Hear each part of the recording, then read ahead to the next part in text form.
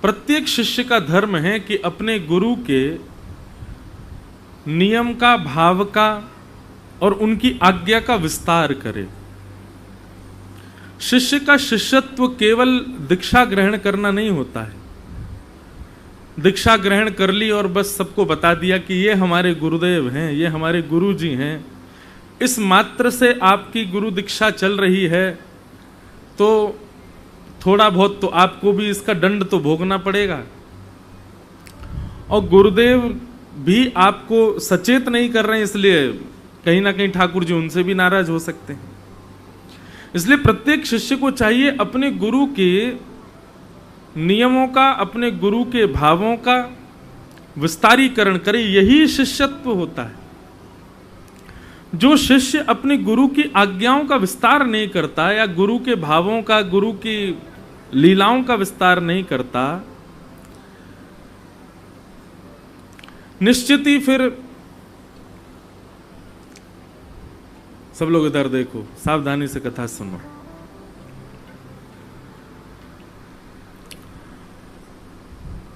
निश्चित ही वो भगवत प्राप्ति से वंचित रहेगा। महाराज जी, एक बहुत सुंदर प्रसंग आता है गिरिराज जी का कि गुसाई श्री विठलनाथ जी जब विराजते थे और श्री ठाकुर जी की सेवा करते थे, बंधु हमारे जैसे वृंदावन के सप्तनिधि ठाकुर जी हैं, वैसे ही वृंदावन के ठाकुर जी श्रीनाथ जी हैं। और कलिकाल में इतनी लीलाएं वृंदावन के अन्य ठाकुरों ने नहीं की जितनी लीला हमारे श्रीनाथ जी ने की है। कलिकाल में श्रीनाथ जी ने गिरिराज जी से प्रकट होकर के पुनः एक बार को कलयुग में ऐसा लगने लगा कि द्वापर युग आ गया है क्या। जैसे नंदनंदन लीला द्वापर में करते थे, वैसी ही लीला श्रीनाथ जी यहां गिरिराज जी में करते थे। गोविंद स्वामी जी के साथ में दुबका दाई खेलते थे इसी पर्वत पर, इन्हीं गिरिराज जी में। गोविंद कुंड है आगे, थोड़ा आप आगे जाएंगे तो वहां भीतर कच्ची परिक्रमा में अंदर अंदर जाएंगे तो वहां गोविंद कुंड आएगा। वहां ठाकुर जी खूब कूद कूद के नहाए हैं इसी कलिकाल में। ऐसी ऐसी लीलाएं ठाकुर जी ने करी हैं। तो एक बार की बात है कि गुसाई श्री विठलनाथ जी अपने किसी शिष्य से नाराज हो गए। और एक बात कहें बंधुओं, ठाकुर जी कभी नाराज नहीं होते।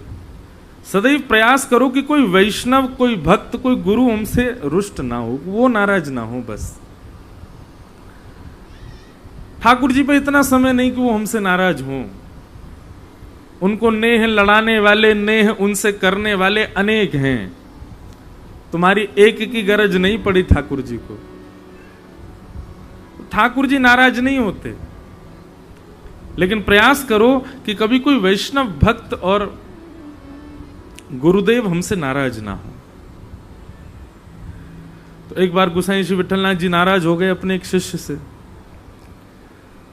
और नाराज होकर के उन्होंने गिरिराज जी से ही बाहर कर दिया। बोले तुम जाओ यहां से, छोड़ करके दिखना नहीं हमको, और हमारी आज्ञा है कि इस गोवर्धन परिसर में तुम्हारा कहीं भी तुम दिख गए हमको तो फिर देखना। और बेचारे से अपराध तो हो ही चुका था, निकल गए। दूर जाकर के बैठे, रोने लगे। गुरुदेव मुझसे नाराज हो गए, गिरिराज जी से दूर कर दिया। खूब प्रयास किया, लेकिन गुरुदेव जब नहीं माने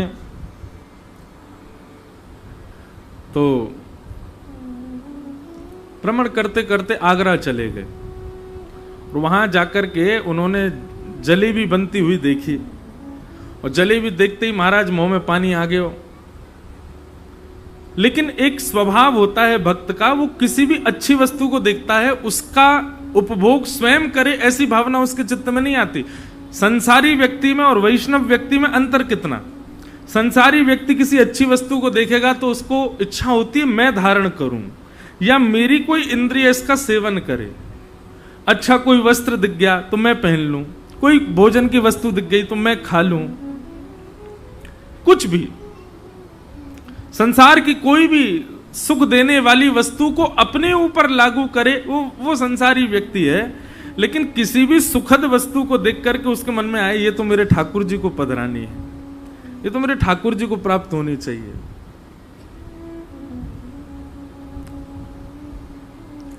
ये वैष्णव का लक्षण है। ढकेल पर जलेबी बन रही थी, जलेबी बनती देख उनके मन में आया, अगर मैं गिरिराज जी में होता तो मैं भी जलेबी बनाता, जलेबी बना करके श्रीनाथ जी को भोग लगाता, ठाकुर जी पाते, कितना सुख मिलता। और वहां आगरा में बैठकर के केवल वो विचार कर रहे थे, और विचार करते करते रुदन करने लगे, इतने भाव में चले गए।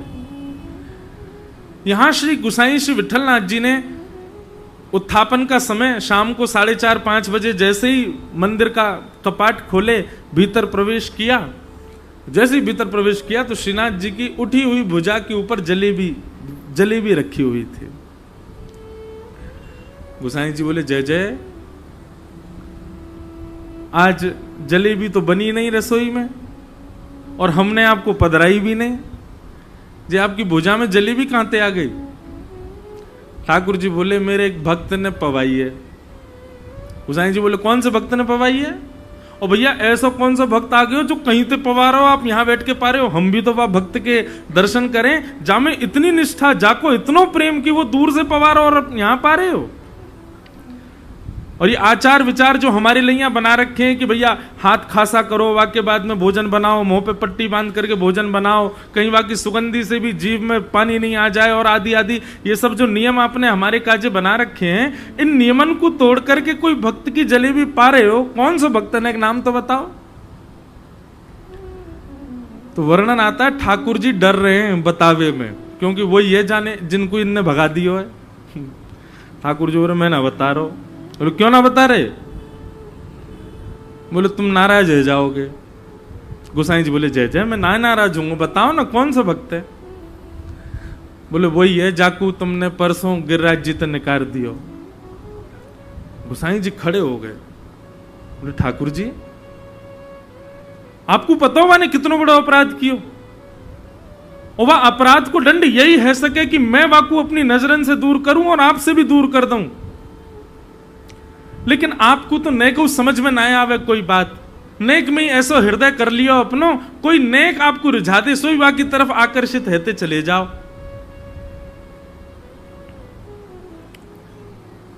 श्रीनाथ जी का जो उत्तर है ना, अति श्रीनाथ जी बोले, गुसाई जी भक्त में गुण देखनो और फिर वह गुण को देख करके वह भक्त को मेरे चरणन में लगानो, ये तो गुरु को काम है।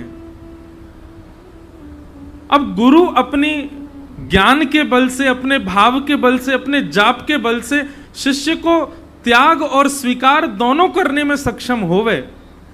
लेकिन मैं कहा करूं, मेरा तो ऐसा स्वभाव है गयो है, मैं जाकू एक बार स्वीकार कर लूं, वाको कभी त्याग ना कर पाऊं। जो एक बार मेरो है जाए ना, मैं फिर चाहे वो कितनों गलत करे, मैं वाको त्याग ही ना कर पाऊं, ये मेरा स्वभाव है।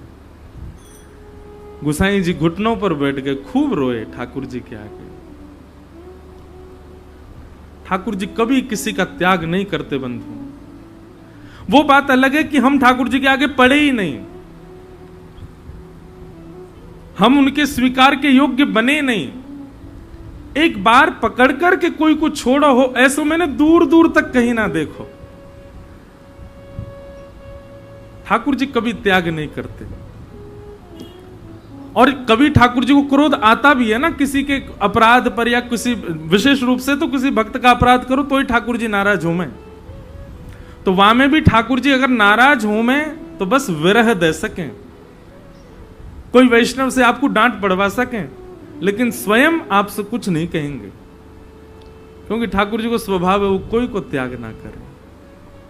हे गुसाई जी, ये तो आपको स्वभाव है, ये आपको स्वरूप है। आप गुरु हो, आप आचार्य हो, आप कोई को त्याग भी कर सको, कोई को अंगीकार भी कर सको, पर मैं तो, मेरा तो स्वरूप ही ऐसा बनो है कि मैं जाकू एक बार स्वीकार कर लूं, फिर वाके अनंत दुर्गुणन को न विचार करते हुए वाको कभी त्याग ना कर पाऊं, ये मेरा स्वरूप है। गुसाई जी ने तुरंत उस वैष्णव को बुलाया और बुला करके पुनः सेवा प्रदान करी, और फिर से गिरिराज जी में उसको सेवा में रखा। कैसे ठाकुर जी कितने सीधे हैं, बहुत सरल हैं ठाकुर जी। तो गुरु प्रसन्न,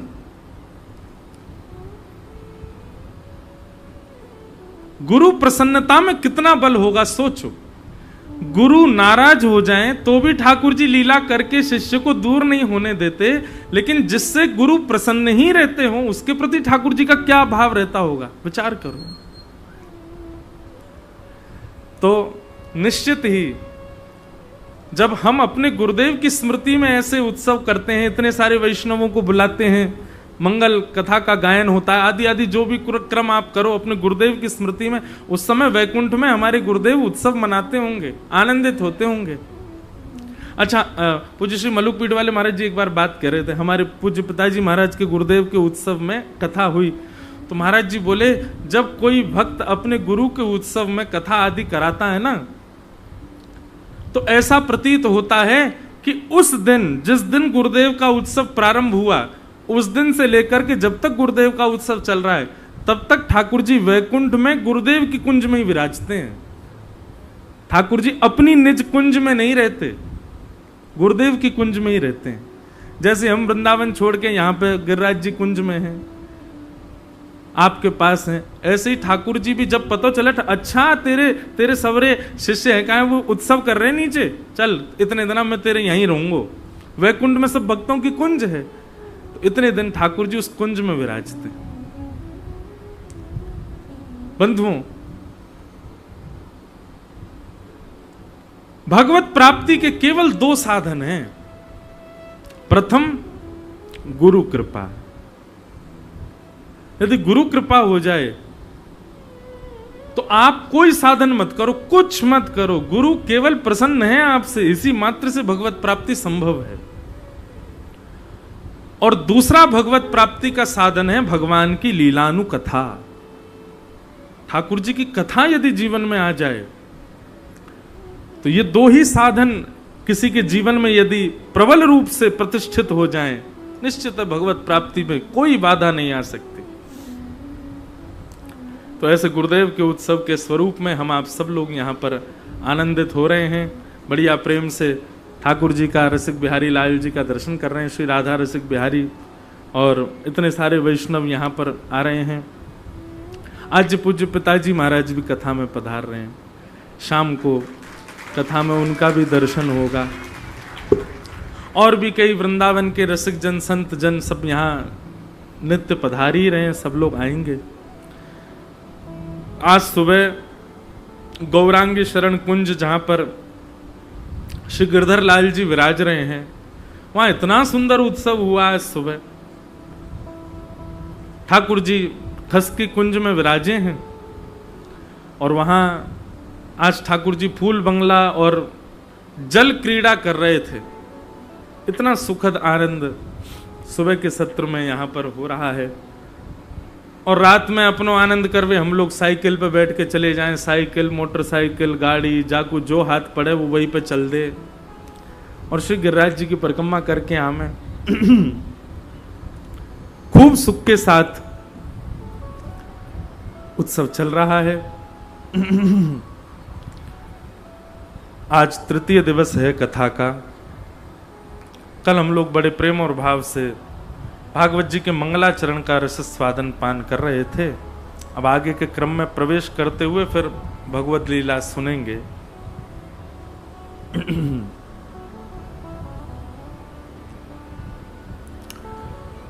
श्री सूत जी महाराज सौनकादि ऋषियों को प्रश्नों के उत्तर दे रहे हैं।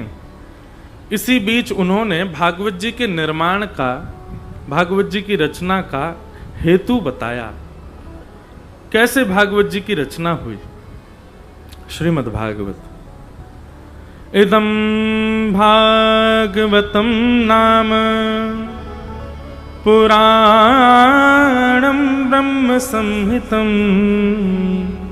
उत्तम श्लोक चरितं चकार भगवान ऋषि। एक बात बहुत हमारी ध्यान से सुनिएगा सब लोग। थोड़ा बहुत एक अनुभव आया है मन में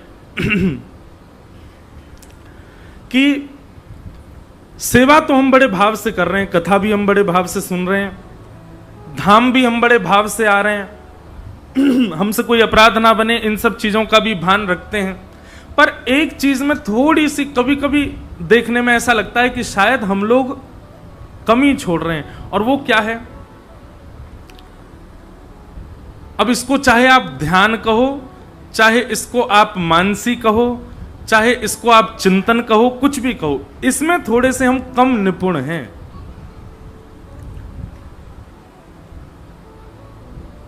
हम लोग चिंतन नहीं करते। हम लीला सुनते हैं, कथा सुनते हैं, और जितनी देर लीला कथा सुनते हैं उतनी देर हमको बहुत सुख मिलता है। हम दर्शन करते हैं उतनी देर बहुत सुख मिलता है। हम जितनी देर संतन के संग रहते हैं या वैष्णव संग करते उतनी देर बहुत सुख मिलता है। लेकिन जैसे ही इन सब चीजों से परे हम जाते हैं तो हमको व्याकुलता क्यों होने लगती है, हम विचलित क्यों होने लग जाते हैं? क्योंकि चिंतन नहीं है हमारा, हम ध्यान नहीं कर पाते। चिंतन और ध्यान की स्थिति ऐसी होती है कि आप चाहे वृंदावन से कितने दूर चले जाओ, आप चाहे गुरु से कितने दूर चले जाओ, आप चाहे कथा से कितनी दूर रह लो, पर आपका चिंतन इतना प्रबल है कि उस चिंतन से वैसा ही माहौल आप अपने आसपास प्रकट कर लो। इसी को मानसी सेवा, हरिदासियों में मानसी भाव कहा जाता है। श्रीमद् वल्लभाचार्य जी ने पुष्टि मार्ग में भी इसी भाव को ही निपुण बताया, पूर्ण बताया। भाव सेवा चिंतन करना चाहिए। आप कथा सुनते हैं, कथा सुनने के बाद में थोड़ी देर हम कह रहे हैं कोई नेत्र वेत्र बंद मत किया करो। यहां से आप जहां कहीं भी रुके हो वहां भी जाते हैं तो रास्ता भर कम से कम किसी से बोलो मत, बस चिंतन करो जो जो हमने सुना उसमें क्या भाव था। चिंतन से बहुत कुछ प्रकट होता है।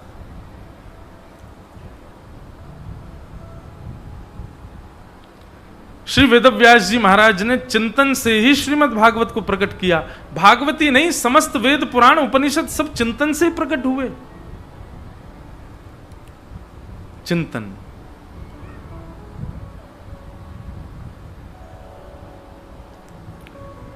और यदि कोई बाहर का कोई विषय या बाहर का कोई, जैसे घर परिवार के कुछ हो जाती हैं लीलाएं, उनके कारण चिंतन नहीं भी बन पाता तो थोड़ी बहुत देर के लिए विचलित होने से कोई अपराध नहीं, पर विचलन दूर होते ही पुनः उस चिंतन में जाओ। वो चिंतन आपका कांस्टेंट बने रहना चाहिए। हम तो कहते हैं कि एक कुंज अपने मन में, अपनी एक मन अनुसार एक कुंज बनाओ। मन में मानसी भाव से कुंज निर्माण करो। उस कुंज में एक नदी बह रही है, उस कुंज में बढ़िया सुंदर घास लगी है, जो जो पुष्प आपको प्रिय हैं ऐसे ऐसे सुंदर सुंदर पुष्प लगे हैं, उन पुष्पों में एक सेज रखी है। ऐसी एक कुंज अपने अपने चित्त में बनाओ।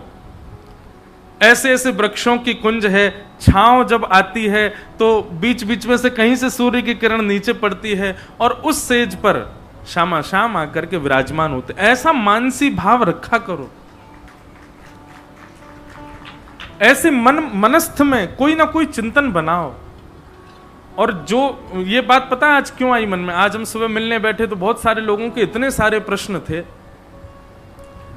तब मेरे मन में भाव आया कि इतना संशय क्यों रहता है इतनी कथाएं सुनने के बाद भी?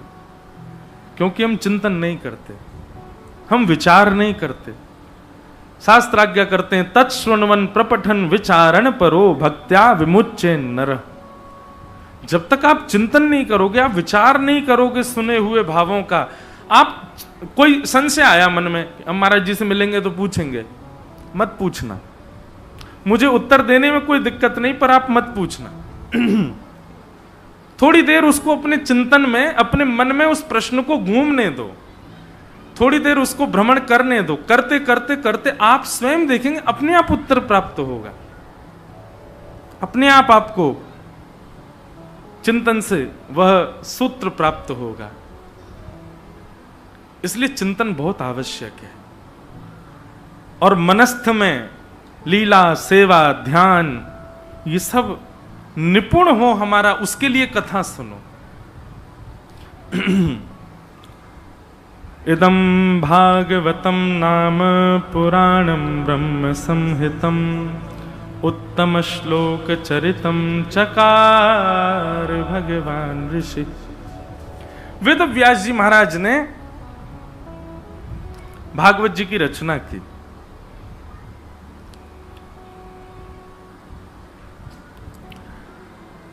हमारे वृंदावन में अनेक ठाकुर हैं और सब ठाकुर कोई ना कोई लीला करते हैं।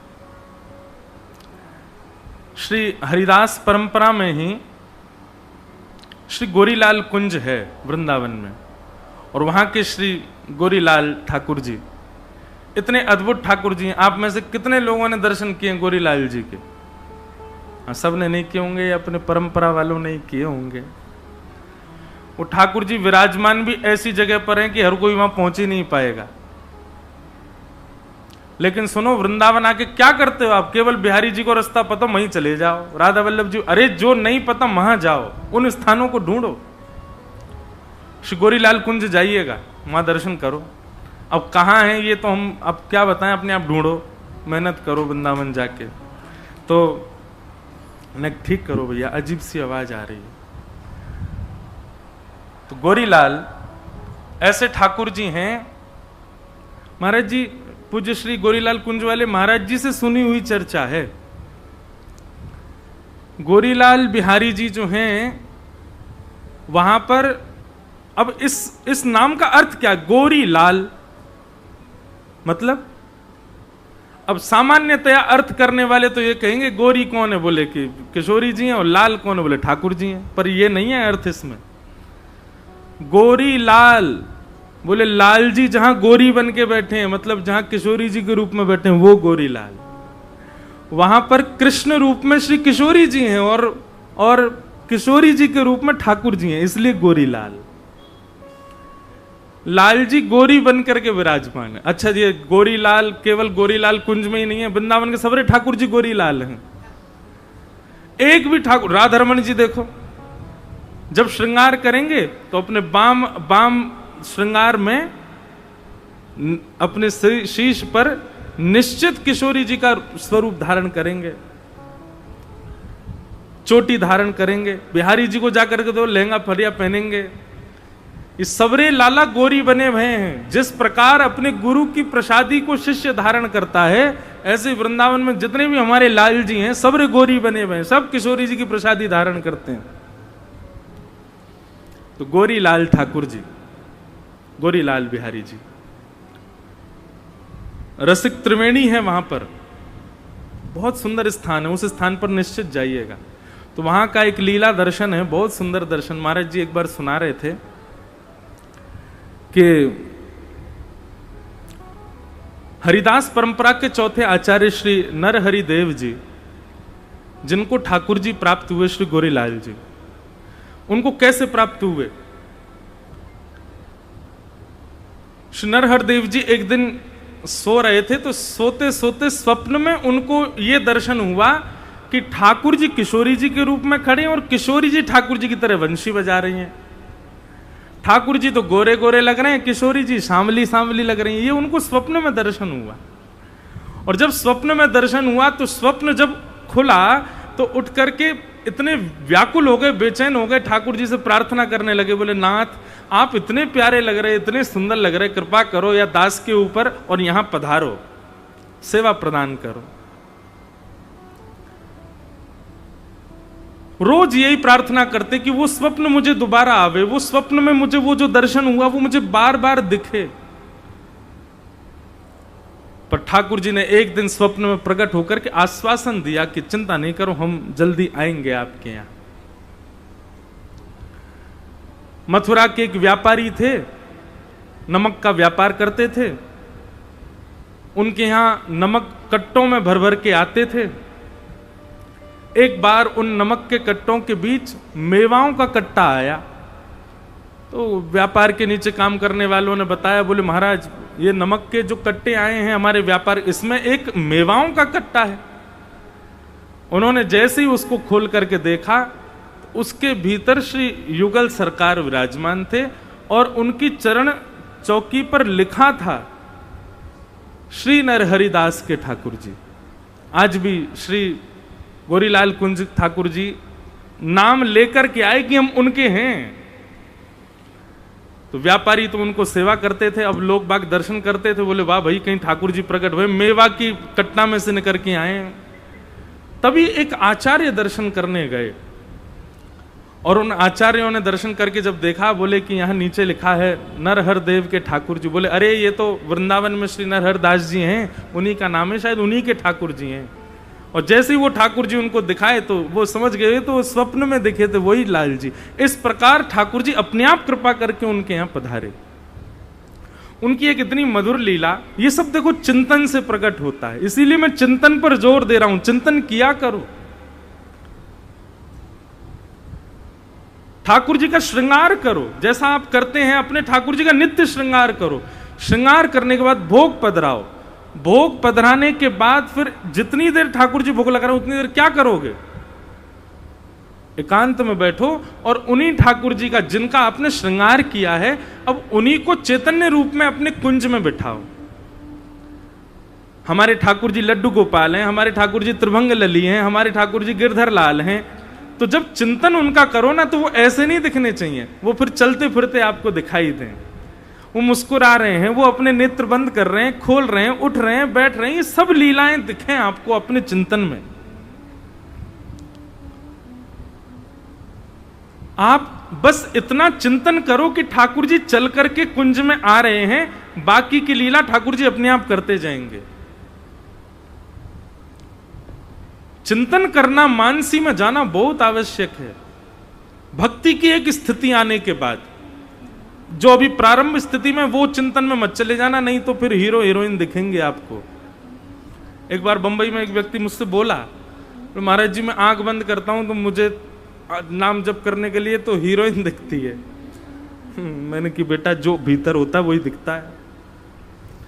तो पहले तो ब्रज की खूब उपासना करके, गुरुदेव के प्रणाम करके, संत जनन को प्रणाम करके पहले तो चिंतन के लायक बनो। पर यहां पर कई वैष्णव बैठे, इसलिए मैं इस विषय को कह रहा हूं कि अब समय है चिंतन में जाने का, अब समय मानसी में जाने का। ठाकुर जी जितनी देर भोग लगाएं, आप मानसी में रहो। तो एक बार की लीला कि श्री गोरीलाल बिहारी जी सुबह सुबह मंगला में दूध भोग पधराया गया, और दूध भोग के बाद में थोड़ी देर चिंतन करके आचार्य जब पुनः गए भीतर, तो भीतर जाकर के देखा कि ठाकुर जी और किशोरी जी दोनों दूध में नहाए भये हैं। ऊपर से नीचे तक पूरा दूध फैला रखो अपने ऊपर।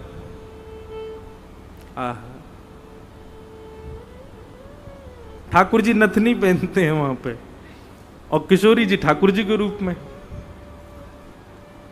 तो बहुत ध्यान से सुनो, दोनों दूध में सने भये ऊपर से नीचे तक। आचार्य चरण ने प्रणाम किया, बोले जय जय, जे कहा लीला करके आयो हैं, दूध पीवे की जगह नहा लिए सवेरे सवेरे। इतनो तातो दूध, तातो हमारे ब्रज में गर्म ते कहें तातो, इतनो तातो दूध तो नाओ उष्ण तो नहीं लगा होगा, लेकिन फिर मुझे कह देते मैं आपको स्नान करा दे तो आप काई को नहा लिए। सो ठाकुर जी बोल पड़े। ठाकुर जी बोले अरे ये श्री जी बड़ी भोरी हैं हमारी।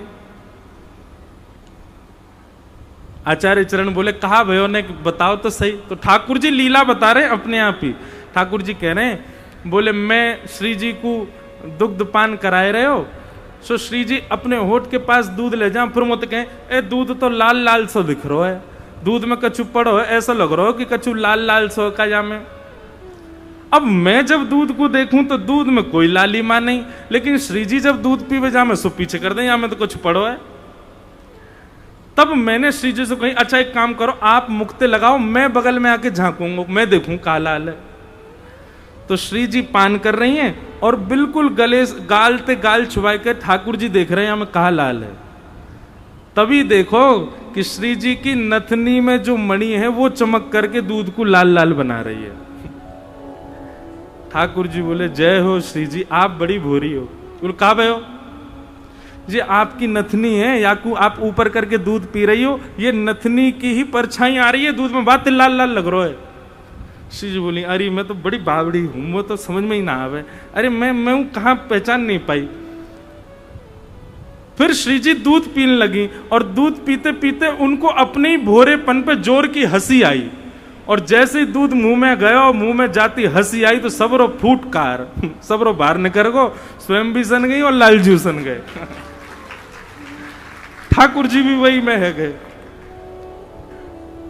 नरहर दास जी, नरहर देव जी 3 दिन तक नेत्रों से आंसू नहीं रोक पाए अपने, ऐसी लीला ठाकुर जी की।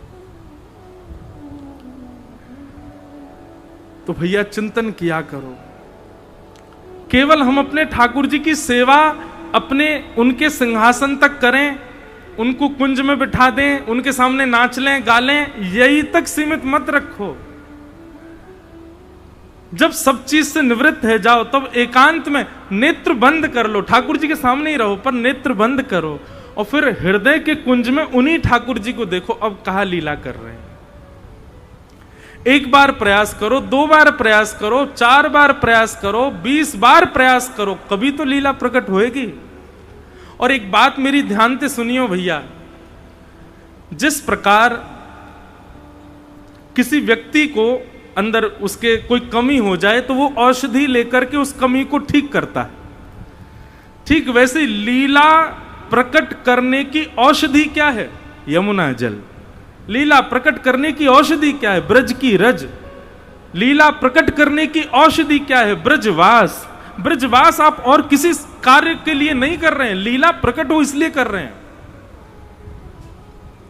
लीला प्रकट करने की औषधि क्या है? श्री गोवर्धन की परिक्रमा। लीला प्रकट करने की औषधि क्या है? संत जनन की प्रसादी पानो।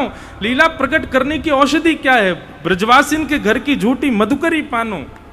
इन सबसे लीला प्रकट होती है। ये सब हमको केवल नियम मान करके नहीं करने हैं कि ब्रजरज लगानी है, ऐसे कंठी माला पहननी है। अब कंठी माला अधिकतर पहनने वाले इनकी पूछो क्यों पहनते हो, तो वो सब कहते हैं कि पता नहीं कब प्राण निकल जाए। तो जब प्राण निकले कम से कम उस समय कंठी गले से छुपी हुई हो तो वैकुंठ प्राप्त। यहां पर भी स्वार्थ आ गया ना, ये भी तो एक स्वार्थ है कि आप अपने उद्धार के लिए कंठी पहन रहे हो। नहीं, ताकि भैया या तुलसी के स्पर्श करके प्रसादी ठाकुर जी पावे, या तुलसी के बिना स्पर्श की प्रसादी ठाकुर जी स्वीकार ना करें। तो पहला भाव तो हमारा ये है कि तुलसी हमसे स्पर्श रहेगी तो हम ठाकुर जी कभी ना कभी तो हम हमारो स्पर्श करेंगे, हमारो भोग लगा लेंगे।